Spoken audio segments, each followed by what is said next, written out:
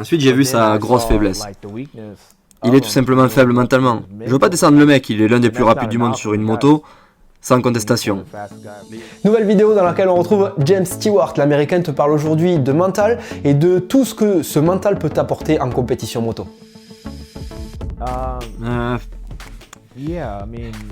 Ouais, enfin, pour être honnête, la compétition c'est différent maintenant. Ça a vraiment changé.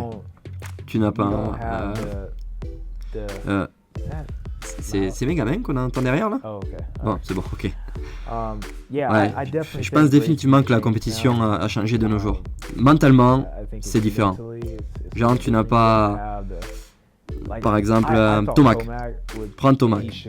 Je pensais qu'il souderait, enfin, il devrait même fumer tous ces mecs. Sans contestation, il devrait même dominer. Même à l'époque où je roulais encore, c'est ce que je disais à tout le monde. C'était le seul qui me faisait peur pour l'avenir. Il avait une telle vitesse qu'il le surclassait par rapport au reste du plateau de 150. Ensuite, j'ai vu sa grosse faiblesse. Il est tout simplement faible mentalement. Je veux pas descendre le mec, il est l'un des plus rapides du monde sur une moto, sans contestation. Mais comment tu expliques qu'il gagne une épreuve un week-end et le week-end d'après il finit 9ème? C'est pas normal. Et quand il joue un titre, il a vraiment de gros soucis avec ça. Je l'ai bien vu galérer, ça c'est clair.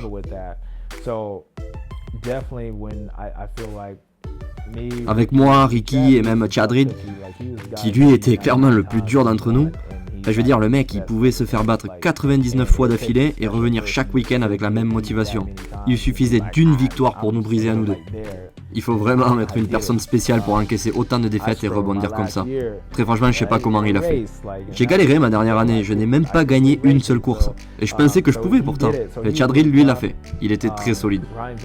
Ryan Villopoto était pareil. Il était fort mentalement.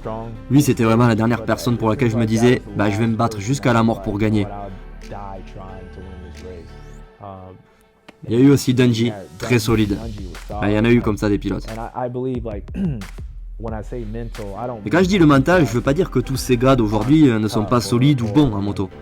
Je dis juste qu'ils n'ont pas l'attitude d'un champion. Ils se disent qu'il suffit de gagner juste une ou deux épreuves pour avoir le titre. Voilà, ils pensent clairement uniquement au championnat. C'était pas comme ça avant. Avec Ricky, on se déplaçait, c'était pour gagner.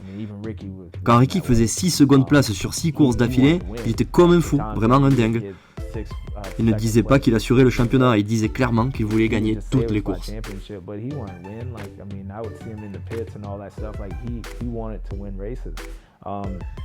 Au final, j'ai juste envie de dire que les choses ont changé. Nous sommes tous prédestinés plus ou moins mentalement par rapport à l'éducation que nous avons eue. Mais nous pouvons travailler ce mental. Et toi, tu peux travailler ce mental en faisant par exemple des sports de combat, des sports où tu dois te surpasser constamment pour être le meilleur. Et lorsque tu ne te surpasses pas, tu as directement un échec. Alors ça peut être valable pour certaines personnes, pour d'autres personnes, le mental va se travailler avec le plaisir.